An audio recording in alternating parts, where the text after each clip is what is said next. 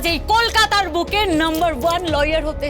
হ্যাঁ বাবা, শুধুমাত্র তুমি নাম্বার 1 লয়ার হতে। আজ তোমার কাছে এরকম হাজার হাজার কোট থাকতো, হাজার হাজার জুতো থাকতো, সব কিছু থাকতো, ইম্পোর্টেড কার থাকতো, আর তুমি সেই ইম্পোর্টেড কারে সব জায়গায় ঘুরতে পারতে।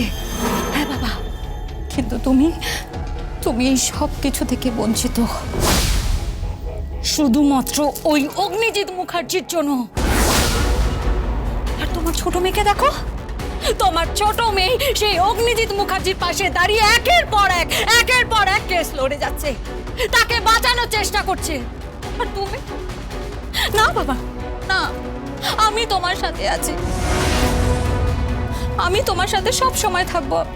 তুমি আর এই বস্তি বাড়িতে থাকবে না বাবা, থাকবে না।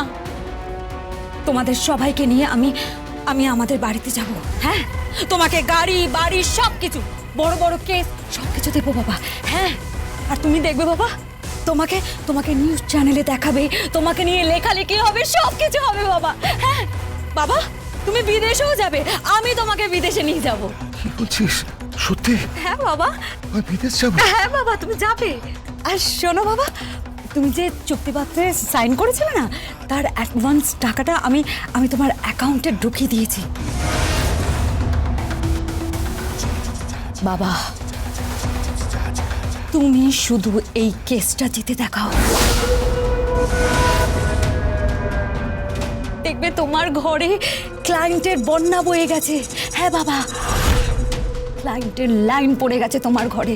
তুমি শুধু এই কেসটা জিতে দেখাও, প্রমাণ করে দাও ওই অগ্নিজিৎ মুখার্জি আর ওই অ্যাডভোকেট গীতা এলএলবি কে যে তুমি বেস্ট। হ্যাঁ, তুমি বেস্ট, তুমি বেস্ট ক্রিমিনাল লয়ার বাবা, তুমি।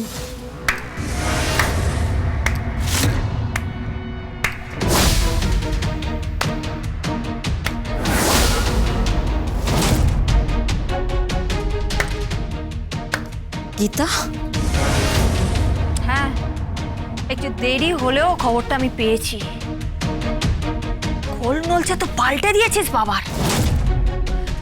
বাবা, তোমার এই কোট, এই প্যান্ট, এইরকম ড্রেস, আমি তো আমার সেই বাবাটাকে হারিয়ে ফেলছি বাবা। তুমি কেন পড়েছো এগুলো? কি জন্য পড়েছো তুমি এগুলো? বেশ করেছে, আর বাবাকে আমি সাজিয়েছি। আমার বাবা এবার থেকে নিজের মতো করে লাইফ লিড করবে, তোর মতো করে নয়। নিজে তো মুখার্জির বাড়িতে বেশ আছিস, পায়ের ওপর পা তুলে ওই মুরগির ঠ্যাং চিবোচ্ছিস।